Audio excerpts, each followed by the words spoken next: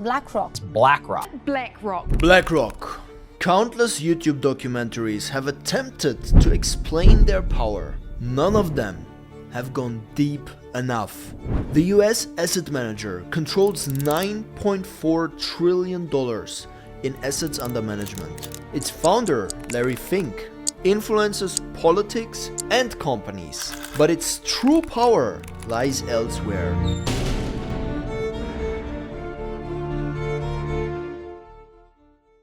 According to Statista, as of the second quarter of 2023, BlackRock had total assets under management of $9.4 trillion US.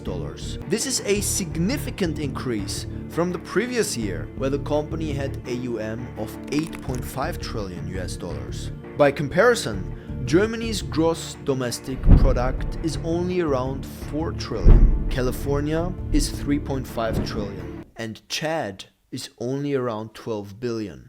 A group that controls so much capital attracts attention and mistrust. After all, in a capitalist world order, money also means power. Much has been written about how BlackRock secretly dominates the globe. Larry Fink, co-founder and head of BlackRock, however, tries to give his company a friendly face. He's constantly present at conferences or addresses the global public with admonishing letters. He knows exactly which topics are hot. In the last years, everything that goes by the acronym ESG, which stands for Environment, Social Issues, and Good Corporate Governance. So far, so unconcrete. After the financial crisis 15 years ago, Fink also managed to distance himself from the banks, Wall Street, as if he had nothing to do with this most powerful money machine in history. Fink, the good capitalist. That's how he likes to present himself.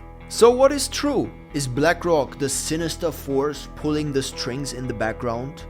Or the clean large corporation that ensures order in the thousands of companies in which its funds are involved? In truth, neither theory is correct. BlackRock is less influential than many critics believe, and less of a force for good than Fink would have us believe. But in every case, some of the projects BlackRock is working on behind closed doors might cause trouble in the near future for markets and for consumers.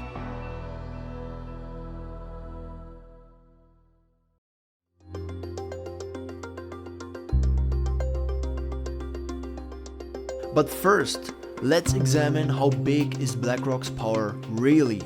A question as old as US presidents lately. Many mildly intelligent influencers have tried to articulate the true degree of BlackRock's power. Yeah, so BlackRock is an organization, it's a company publicly listed on NASDAQ that has tens of trillions of dollars of assets under management. They disclose that they have like 14 trillion, but that is only BlackRock. Then they own majority share in most of the companies in America, right? So they also have money and funneled through all those things as well.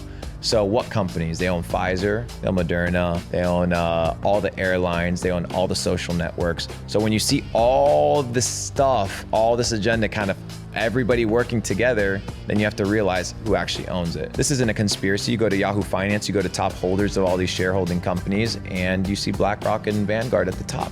So you go to Amazon, for example, you go to Yahoo Finance, you go to Amazon, you go to the ticker of the stock, you go to top holders, and you realize Jeff Bezos ain't the biggest holder of Amazon. This sounds very logical. Unfortunately, it is wrong.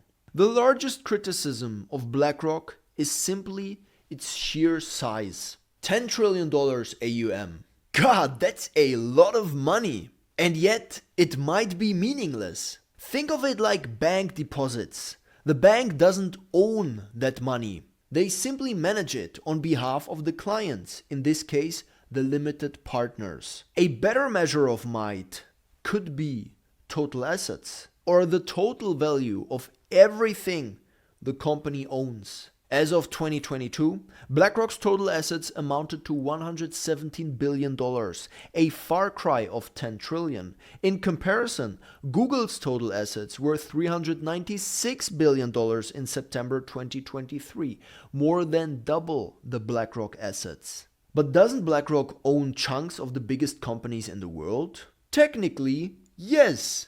But again, it's not BlackRock. It's the clients who really own the shares and thus the voting rights. BlackRock does, however, admit it can vote on behalf of clients, sometimes without any client input. So does that mean they do have influence over every single company in the world? No, BlackRock holds minority shares, not majority shares in these companies.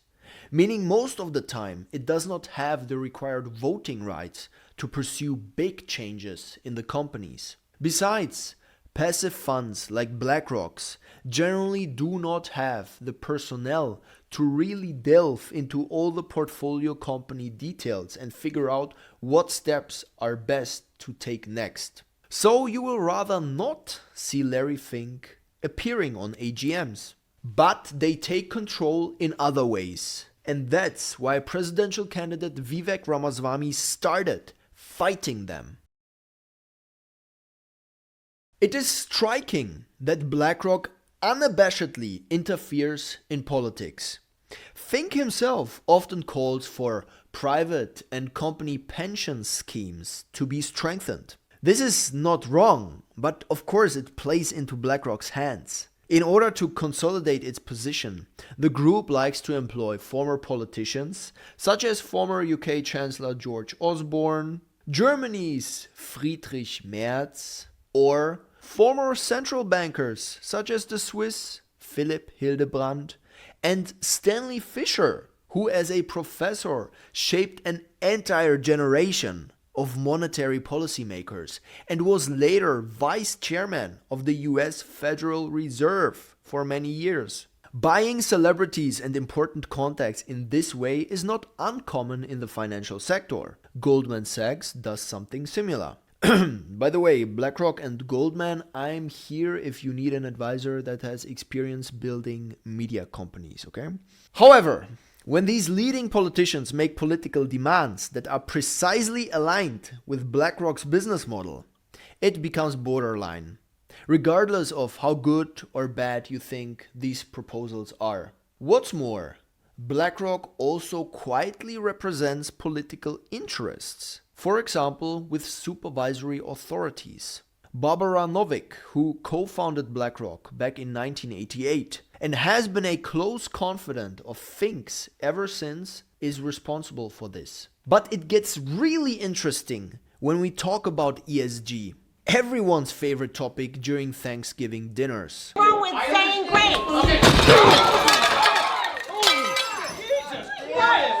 The political divide in the United States does not stop at the stock market. Advocates of an investment style that focuses on the environment, social issues, and good corporate governance are increasingly being attacked. Not only in places where people don't believe in the coronavirus, ESG-oriented asset managers are denounced as woke at best, but sometimes also as henchmen of left-wing radicals. The word woke comes from African American English and stands for awakened awareness of a lack of social justice and racism. Today it is often used as a synonym for a progressive political and social stance, and thus as an insult for alleged left-wing radicals. Lastly, Elon Musk, the man himself, has famously declared ESG a scam. And BlackRock? BlackRock has had a more complex relationship with ESG over the years than I had with my parallelized ex-girlfriends. In the early 2000s, BlackRock began to integrate ESG factors into its investment process, recognizing that these factors could have a material impact on long-term financial performance. In 2017, BlackRock's CEO Larry Fink sent a letter to CEOs of public companies urging them to focus on long-term value creation and social responsibility. This letter was seen as a watershed moment for ESG investing, as it signaled that even the largest asset managers were taking ESG seriously. However, BlackRock's relationship with ESG has not always been smooth sailing. In 2018, the company faced criticism from some for not doing enough to promote ESG investing. In response, BlackRock announced that it would be launching a number of new ESG-focused funds and that it would be integrating ESG factors more deeply into its investment process. Despite this, BlackRock has faced criticism from some for not going far enough in its commitment to ESG. In particular, some have criticized the company for continuing to invest in fossil fuels, arguing that this is incompatible with a commitment to ESG. In recent years, BlackRock has sought to address these criticisms by taking a more nuanced approach to ESG. In 2020, the company announced that it would be making sustainability a key part of its investment process, and that it would be divesting from companies that derive more than 25% of their revenue from thermal coal production. However, BlackRock has also been careful to avoid being too closely associated with the term ESG. In 2021, the company announced that it would be rebranding its ESG-focused funds, dropping the term ESG in favor of sustainability. The company has argued that this change is necessary because the term ESG has become too polarizing, and that it wants to focus on the positive aspects of sustainability rather than the negative aspects of ESG. But it's too late! Despite the rebrand, BlackRock had already attracted someone's anger. Enter Vivek Ramaswamy, one of the current presidential candidates, whom we have done a biography on too. His belief is that American capitalism is being threatened by corporations embracing social issues. Ramaswamy and his brethren want to force chief executive officers to focus mostly on profits and maybe score a little for themselves too. Sensing opportunity, he has started his own investment company with backing from billionaire investors like Peter Thiel and Bill Ackman. Joining him were a bunch of conservative think tanks, Republican politicians, and a few Wall Street types. The name of the company? Strive Asset Management LLC. And as the name suggests, they are very similar to the average megalomedia connoisseur. They have crazy big ambitions. Strive is supposed to speak for the silent majority of Americans who want business to mind its business. The company currently oversees 12 vehicles with a total of $921 million of assets under management and a bench of 6 fund managers. It has launched several ETFs that follow an anti-ESG investing strategy. And Ramaswamy is not alone in his views. In Texas, state money is being pulled from financial firms that are seen as hostile to fossil fuel companies. West Virginia has blacklisted some Wall Street businesses for the same reason. In Arizona, Republican Senate candidate Blake Masters has characterized ESG scores as an existential threat to America. And on August 23rd, Republican Ron DeSantis banned the state's pension fund managers from considering social, political, or ideological interests when making investment decisions. These actions have sparked a nationwide debate about the role of ESG criteria in investing. While some believe that ESG criteria are essential for promoting sustainable practices and protecting the environment, others believe that they are too political and can be used to push a particular agenda. Ramaswamy insists that he and his anti-ESG brethren aim to kick politics out of corporate decision-making. According to them, BlackRock, as the big shareholder in many companies, is using its power to push social causes that could be decided by everyone, not just the big shots.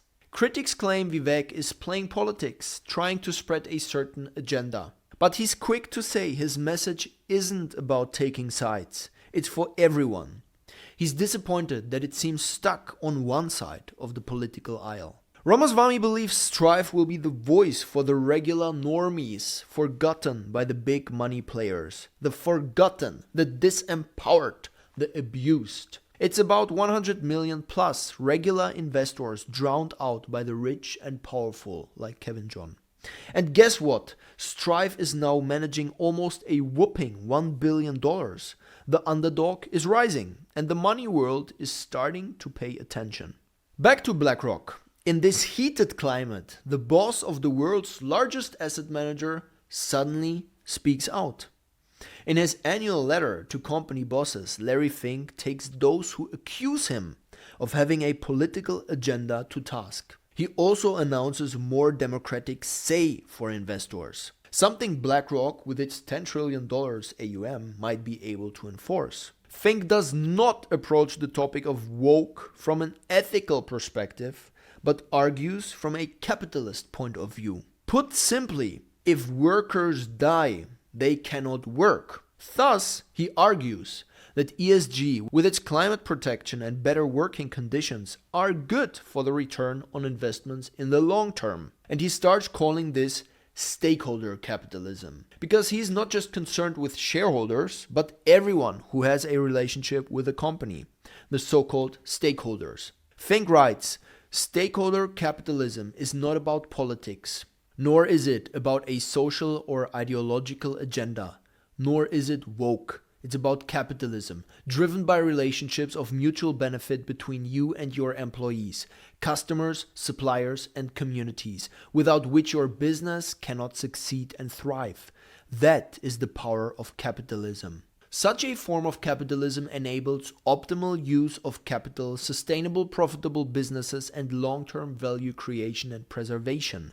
He continues, however, this should not obscure the fact that the fair pursuit of profit is still what drives markets, and long-term profitability is ultimately the measure of your company's success for markets. Well. Perhaps even more important than its political influence is BlackRock's great weight within its own industry. The world of asset managers is increasingly splitting into a few large providers who live primarily from their technical superiority, and smaller providers with a high degree of specialization in individual niches, but little influence on the large markets. BlackRock also owes its success to its technical systems, for example for risk control, some of which are even sold to competitors. If the trend towards passive investment continues to grow and algorithms increasingly replace human decision-making, there is a risk that the markets will be dominated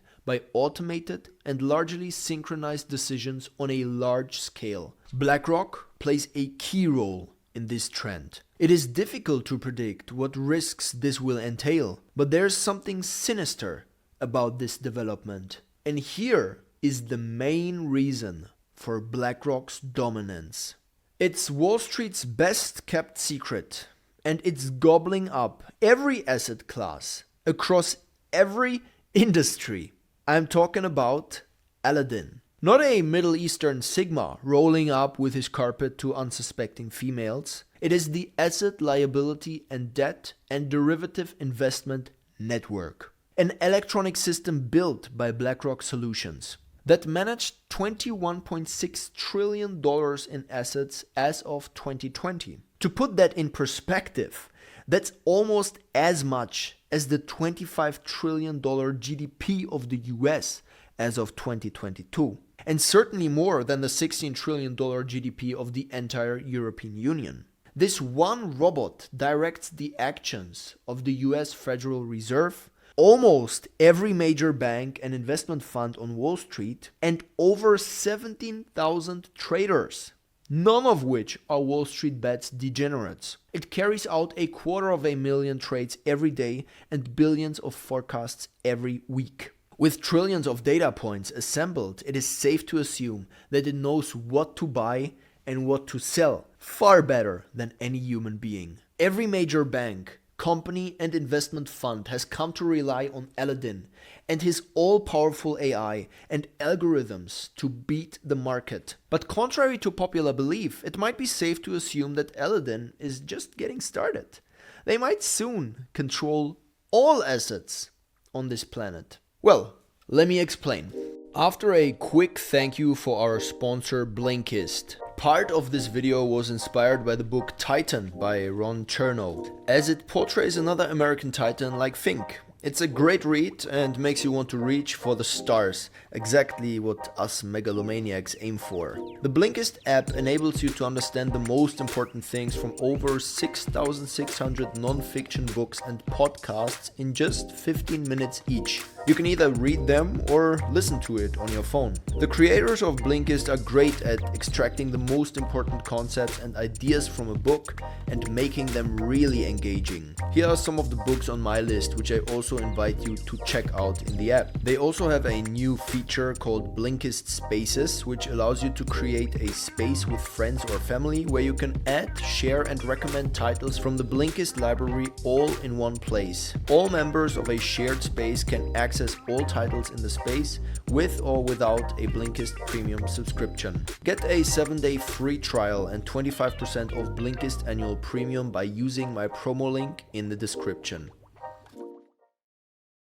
Back in the 1980s, Larry Fink is a big shot on Wall Street, making loads of money with a clever idea: mortgage-backed securities. It sounds fancy, but it ends up causing a massive $230,000 loss for the company. Fast forward 20 years, and those securities play a major role in the global financial crisis of 2008. But rewind to the 80s, Larry is in an epic rivalry with a guy named Louis Ranieri at Salomon Brothers. Ranieri is the big swinging dick, as they say, in one of my favorite books, Liar's Poker by Michael Lewis. A rainmaker bringing in millions for Salomon Brothers. He's liquid.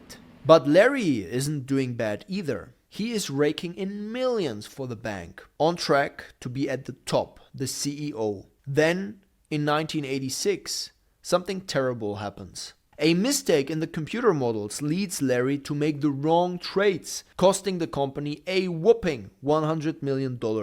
Larry leaves the bank with a tarnished reputation, all because of a silly computer glitch. But from that failure, Larry has a dream: to create a super smart robot that could outsmart any computer or human in picking out market risks and opportunities. In 1988, he kicks off a startup, Blackrock, with a small coding team. The brainchild of this team is Aladdin. For the first decade, Aladdin soaks up info about every asset, price swing and risk in the global bond market, Larry's playground. 11 years after its release, in 1999, Aladdin has become a genius at picking winners and losers. Larry even starts selling access to Aladdin's brainpower to other Wall Street firms. That same year, he takes Blackrock public on the New York Stock Exchange. Again, liquid.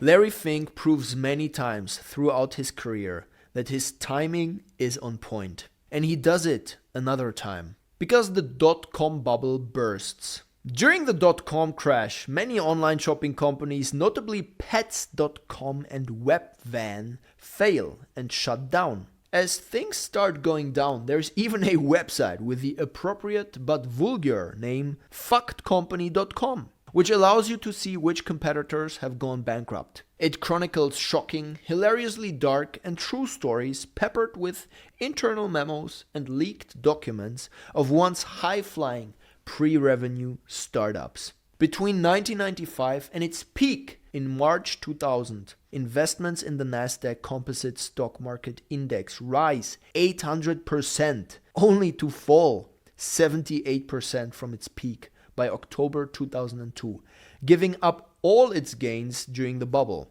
This sends money flooding out of stocks into bonds, exactly where Aladdin shines. As a consequence, all that money flows straight into Blackrock. In no time, Blackrock transforms into a $1 trillion giant. And that's how Larry Fink's roller coaster ride on Wall Street leads to the birth of Aladdin and the ascent of Blackrock into the financial Olymp, right next to the private equity industry giants. So, when the money starts flowing back into stocks at a later point, what does Larry Fink do? He goes shopping and snags Merrill Lynch's asset management arm, all about stocks. This is like Twitter's database for any LLM model nowadays, a treasure trove of data for the entire stock market. Suddenly, Aladdin has a whole new game to play, checking out every nook and cranny of the stock market, not the bond market. Guess what happens next? Aladdin becomes the go-to guy, selling its smart data to one Wall Street firm after another. And they buy it like young investment bankers buy their modafinil. But there is a new danger on the horizon. Rewind to 2008, the big global financial crisis hits. Aladdin, not even 21 years on the market yet, becomes the superhero everyone turns to. All the big Wall Street banks and even Timothy Geithner, the head honcho at the Federal Reserve and the US Treasury. Lehman Brothers crumbles, the whole Wall Street mess kicks off, and Uncle Sam rushes to rescue the sinking ship Bear Stearns. And guess who's the decision maker for the $30 billion rescue plan? Yep, it's Aladdin, the silent hero that saves the day. Not many know it was a robot that prevented America from going down the financial drain, while also destroying millions of taxpayer money. With that win, the Fed, US government, and even the European and Japanese central banks start relying on Aladdin. They look to Aladdin to figure out where the 2.5 trillion in freshly printed money should go. And where does most of it end up? In bonds and propping up mortgage companies and banks. But a protest is forming. People start saying, hey, isn't this a conflict of interest? Aladdin and Blackrock are already in these assets. And now they basically recommend to put billions of taxpayer money into these assets. But the noise of the money printing press conveniently drowns out those protests. In the past 10 years, Aladdin became the undeniable ruler over all financial markets. When BlackRock snagged Barclays, Aladdin also got iShares, the exchange-traded funds or ETFs from Barclays. That move transformed Aladdin from ruling all over bonds and stocks to also adding ETFs to the empire. Just as the big investors are moving from mutual funds to bonds and stocks, the market has a new space to grow. Then in 2017, when Aladdin has been on the market for 29 years, Larry Fink kicks off a super secret project at BlackRock called Monarch. It is a game changer. Larry waves goodbye to his human fund managers and replaces them with Aladdin's brainy funds. Now the robot is in charge, kicking humans out of the picture. The result? Today, more than 70% of all trades on US stock markets are run by robots, and Aladdin is leading the charge. These trades zip from start to finish without a human lifting a finger, thanks to high-frequency trading. It's way faster than any human could pull it off. And that's how Aladdin became the Caesar in the world of finance. Imagine if this was just a tale about a robot taking over the jobs of Wall Street traders. You might not worry unless you're one of these traders. But in the last 3 years, things have gotten concerning for a wider population. Aladdin, now managing a mind-blowing $20 trillion, has been gobbling up control even faster. In 2020, the US government and Federal Reserve turned to it during the pandemic, pumping in $4 trillion of freshly printed money. Where does it go this time? Surprisingly, the Fed starts buying even more stuff from the stock market. The conflict of interest gets drowned out by the printing press noise again. And then Aladdin plays its ace. BlackRock grabs eFront, which tracks everything you and I own, even private equity and real estate. Since then, Aladdin devoured eFront's info on the global real estate market. Guess what follows? Over the last 2 years, BlackRock and buddies using Aladdin's data start buying up single-family homes. And here comes Aladdin's grand plan: to be the one super smart robot that controls not just Wall Street assets, but every asset, public and private. The genie's out, and Aladdin has hit a tipping point. One robot controlling more wealth than any person or country. But as Aladdin's brainpower grows and its control adds another trillion or two every year, it seems like Wall Street's secret weapon might end up owning everything, and we might end up owning nothing.